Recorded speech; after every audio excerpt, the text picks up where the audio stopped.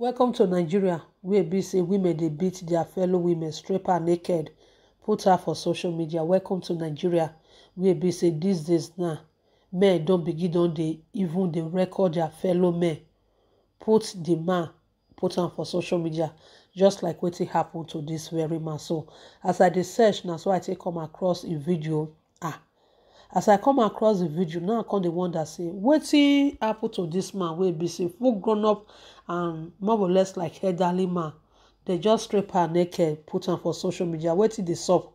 I can't read the write-up and it can't happen to be say this man na Imo State University lecturer. It happens that one of his students where in the lecture, they gather go hotel or they go wherever they want to go. Hoping that if they reach hotel, when this girl gree for am, I know as university students and their lecturer take the run the girl now. After this man don't do a blah blah finish, he go give this girl higher grade for her to pass the subject where in dey teach. Now so not do, you know say this babe smart pass am.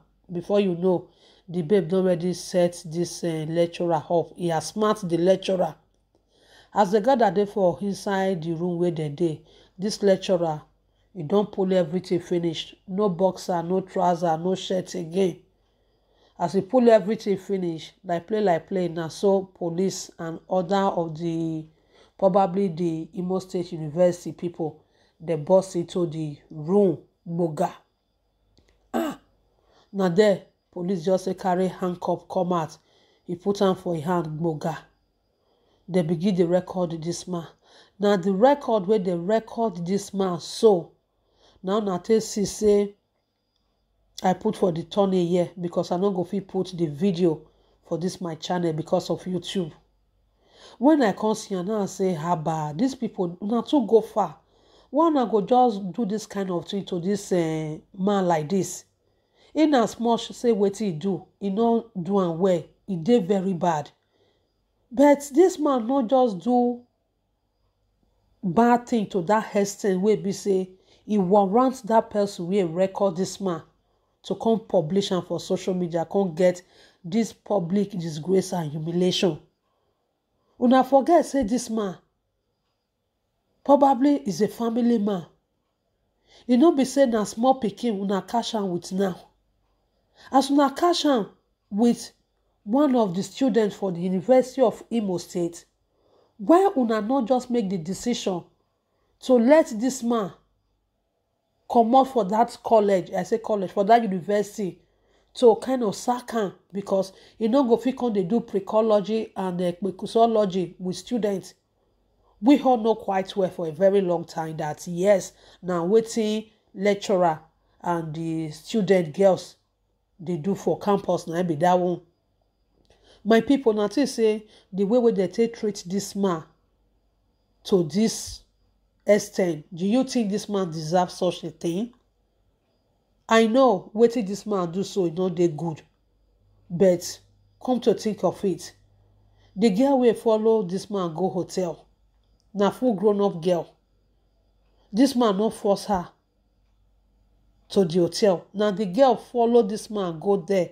Whether na hotel they go to do am, whether na the man house they go to do am. But come to think of it, now the game where be say most of those lecturers say they pass the students for university campus now be that one. If you ask many of these university girls,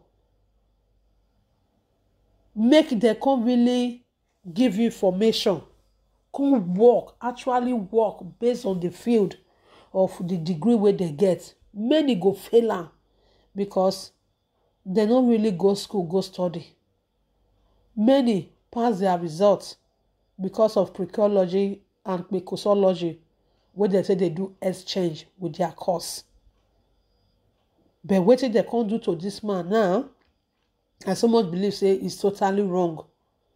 They go too far. Only the punishment they're supposed to give this man now to sack him from that college, from that university. Sorry, I mean, now to just sack him. He don't use the hand to destroy e work wey don probably work for so many numbers of years. This is one of the reasons wey person go tell una say e no be everything wey dey under skirt na you wey be man go dey look for. Some kind thing wey dey under skirt wey you go dive yourself into, e go bring you problem. E go be wetin go destroy your career, just like wetin destroy this man career now. How this man go take go about his life now? If e be say e no get any other means, e never get anything wey invest for himself, how is this man going to cope? Because of kpekus. You see wetin this man go land himself now. He don land himself for social media. He don land himself by losing his job.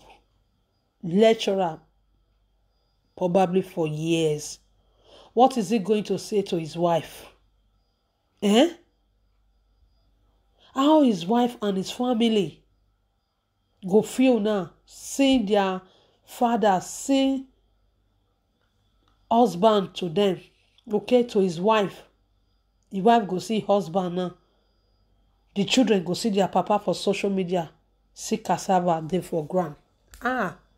Honestly speaking, these Nigeria people wey do this man like this, if na country wey get law, now our country be, they're supposed to be sued. They go sue them. They go sue them because this man, he don't do anything with the girl. And moreover, the girl is not a baby. Now the girl follow this man, go where they go. When will Nigeria grow up? Some of these Nigeria people, when are they going to be civilized? When are they going to start acting as people will be say they really educated? Sometimes the educated ones for that our country, their brain just dey dull. Some of them not be all. Some of them will be say they dedicated with their brain dey dull. Now then you go to see the ones who no even go school. They more smarter, intelligent, and they go get more wisdom past some of those dumb brain one. How can you do this to this man? Full grown up man for that matter. No people consider say make una leave am, say go face the consequences. Now wow, some of these Nigeria people, public embarrassment, humiliation, if they quick una, make una take am easy, make una take am easy. You know they good, the way some of una take the heart, una too dey overreact. Person not thief, person not go do this kind of bad thing with little innocent pikin.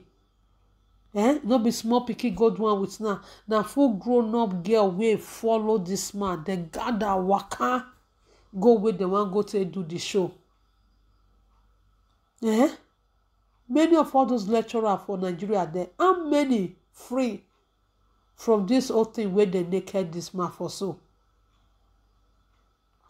My people, as I come across and now say make I bring and come for now, make una see wetin happen for Imo State. No respect for human being.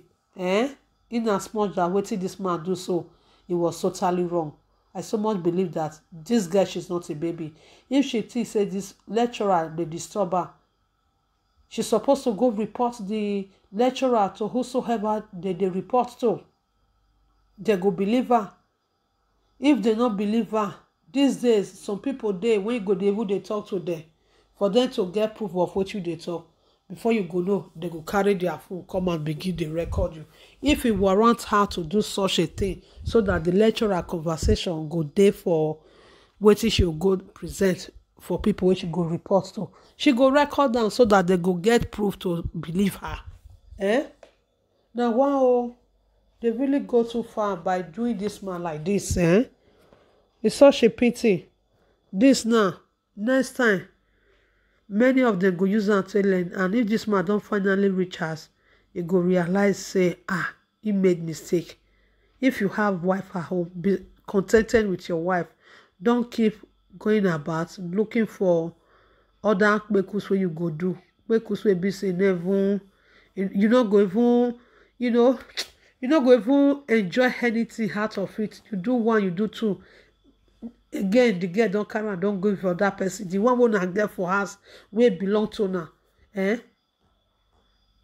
una go still leave am go dey look for another thing dey go for outside dem. Abeg my people, sometimes the way some of una wey be men take dey heart, if some kind things happen to una, e go just dey hard before somebody go just feel sorry for you people. But at the end of the day, something wey no dey good, e no dey good. If somebody see wetin e no dey good, just talk about it. Just like wetin dem do to this man, so e no dey good. We know say e do wrong, but they went too far. So my people, make una put una own comment. What do you think concerning the action wey they do to this man? Thank you very much, and see you in my next update.